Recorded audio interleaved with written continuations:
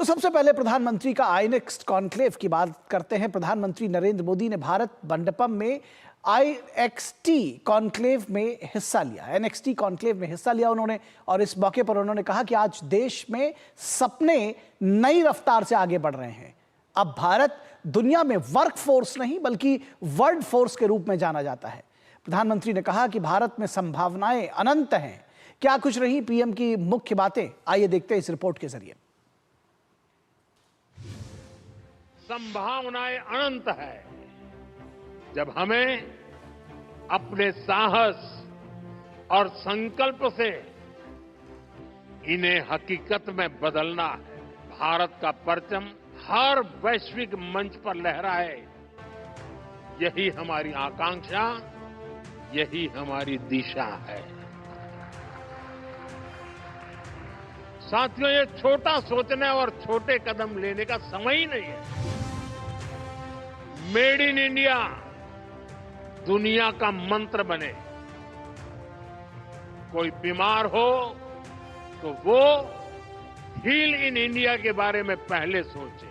किसी को शादी करनी हो तो मेड इन इंडिया पर पहले विचार करें। किसी को घूमना फिरना हो तो लिस्ट में सबसे ऊपर भारत को रखें। कोई कॉन्फ्रेंस करना चाहे, एग्जीबिशन लगाना चाहे तो सबसे पहले भारत आए। कोई कंसर्ट कराना चाहे तो सबसे पहले भारत को चुने। ये ताकत, ये पॉजिटिव एटीट्यूड हमें खुद में पैदा करना है। दशकों तक दुनिया भारत को अपना बैक ऑफिस कहती थी, लेकिन आज Bharat new factory of the world बन रहा है। हम सिर्फ वर्कफोर्स नहीं, वर्ल्ड फोर्स बन रहे हैं। कभी हम जिन चीजों का इंपोर्ट करते थे, आज देश उनका इमर्जिंग एक्सपोर्ट हब बन रहा है।